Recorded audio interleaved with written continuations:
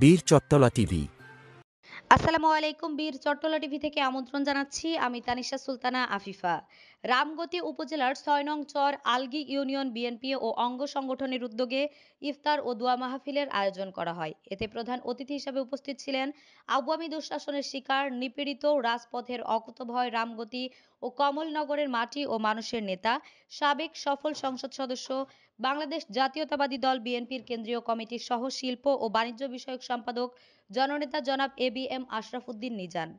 বিশেষ অতিথি হিসেবে উপস্থিত ছিলেন রামগতি উপজেলা বিএনপির আহ্বায়ক জনাব ডাক্তার জামাল উদ্দিন, জনাব সিরাজউদ্দিন মিয়া, সদস্য সচিব রামগতি উপজেলা বিএনপি জনাব শাহিদুল বারী মির্জা, যুগ্ম আহ্বায়ক রামগতি উপজেলা বিএনপি ফরহাদ উদ্দিন, সহসভাপতি স্বেচ্ছাসেবক দল কেন্দ্রীয় কমিটি বিএনপি মঞ্জুর মোর্শেদ জুয়েল, সম্মানিত সদস্য রামগতি উপজেলা বিএনপি মোসলে উদ্দিন বাবর, যুগ্ম আহ্বায়ক রামগতি উপজেলা বিএনপি তানভীর আহমেদ জুয়েল, আহ্বায়ক ৬ নং চর আলগী ইউনিয়ন বিএনপি আব্দুর সাত্তার আমির, বাংলাদেশ জামায়াত ইসলামী ৬ নং চর আলগী ইউনিয়ন।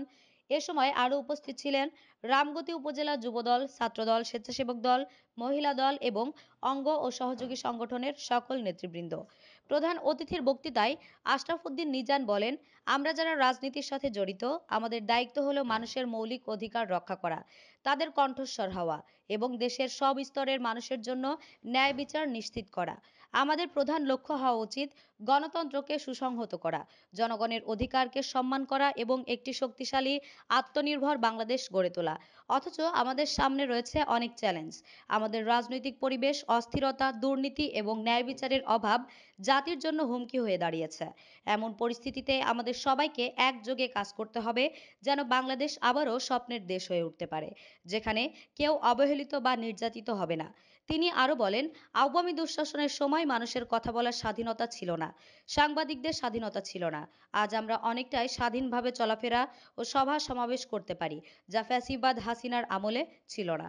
আমাদের আরও নিউজ পেতে চোখ রাখুন বীর চট্টলা টিভিতে, ফেসবুকে ফলো, ইউটিউবে সাবস্ক্রাইব করুন।